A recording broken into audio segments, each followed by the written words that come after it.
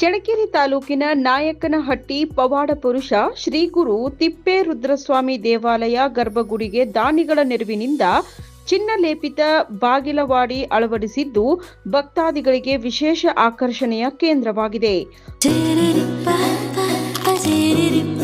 ನನ್ನ favourite Nandini cheese.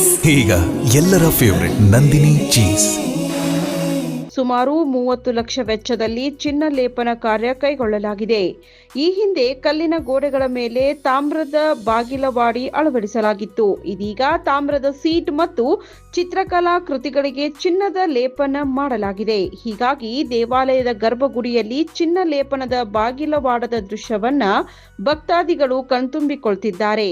ಸುಮಾರು 11 ಅಡಿ ಎತ್ತರ ಮತ್ತು 21 ಅಡಿ ಅಗಲವಿರುವ ಈ ಬಾಗಲವಾಡದಲ್ಲಿ ಪ್ರಮುಖವಾಗಿ ತಾಮ್ರ ಬಳಸಲಾಗಿದೆ. ಇದರ ಮೇಲೆ ಬೆಳ್ಳಿ ಮತ್ತು ಬಂಗಾರದ ಲೇಪನ ಮಾಡಲಾಗಿದೆ.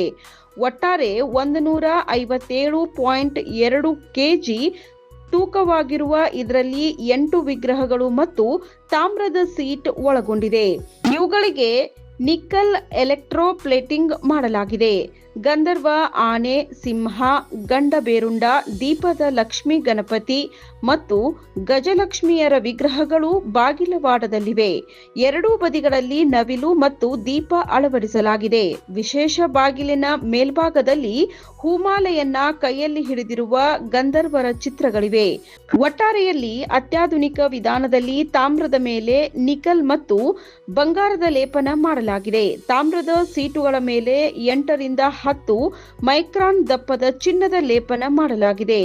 ಈಗ ತಿಪ್ಪೇರುದ್ರನ ದೇವಾಲಯಕ್ಕೆ ಚಿನ್ನದ ಲೇಪನ ಮೆರಗು ತಂದಿದೆ. Suresh Belagere, public next, Challakere.